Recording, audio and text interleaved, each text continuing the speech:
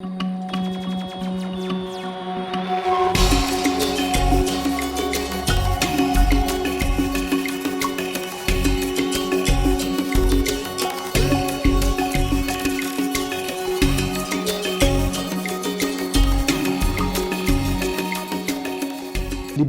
AOS a ouvert une filière que nous avons appelée Agriculture et Innovation Technologique.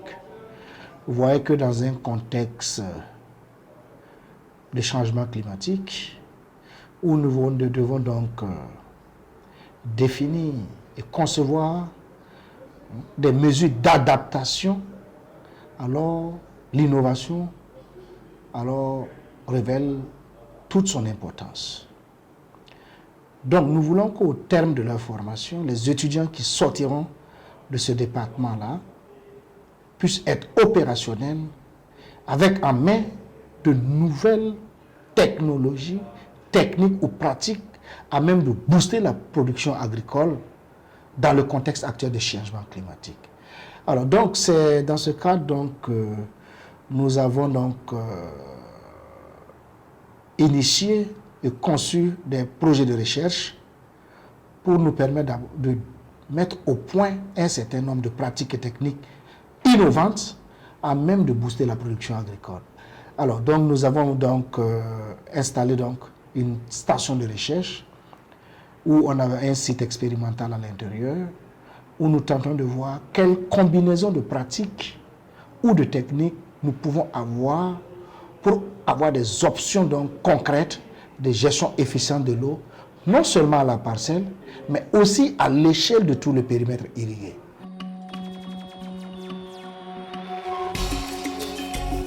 Du début jusqu'à la fin, on a suivi tout, que ce soit la mise en place de la pépinière, la préparation du sol, tous les entretiens on a apportés. Présentement, nous sommes en phase de récolte, que ce soit au niveau de la tomate et le riz. Comme vous le voyez, ça s'est fait à Ouagadougou, ici. Je crois qu'aujourd'hui, c'est une occasion parce que ça m'a permis de découvrir beaucoup de choses, tant théoriques et pratiques. Parce que je crois que la théorie est plus dans la compréhension et la pratique est plus révélateur. Et je vous avoue que j'ai beaucoup appris dans ce domaine, dans le domaine de l'agriculture, en termes d'irrigation, en termes d'application d'eau, d'amendement et beaucoup de choses.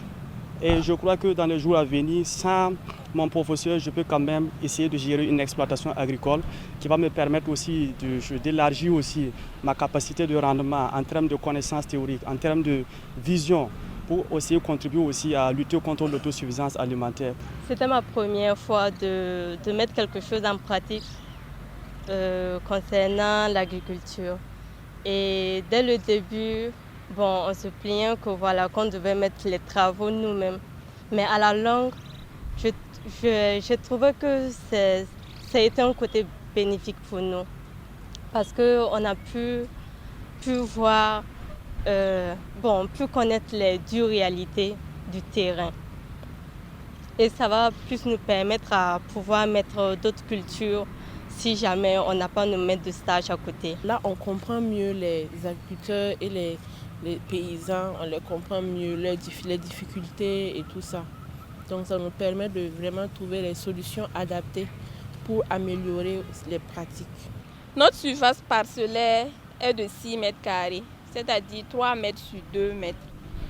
Maintenant, nous avons posé un carré de rendement au centre de la parcelle qui mesure 1 mètre carré.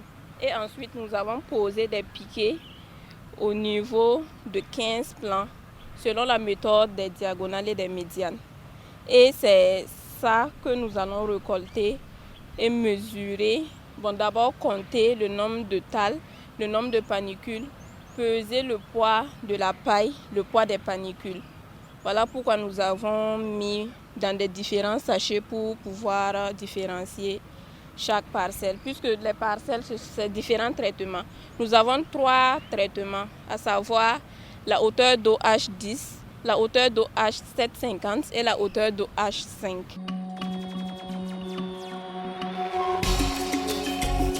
Nous avons mené des essais ici pour le stage de fin d'études pour le master. Moi, mon étude porte sur la tomate. Il s'agit de 2 variétés de tomates que nous avons expérimentées pour voir les capacités, les performances de chaque variété, ainsi que les traitements que nous avons eu à appliquer. Voilà, c'est un truc, en résumé, ce que nous avons vu à mener comme études au sein de l'IPD-AOS. Donc, ces étudiants, à la sortie, normalement, disposent donc de bagages nécessaires, non seulement pour être compétitifs sur le marché national, mais également pour s'auto-employer.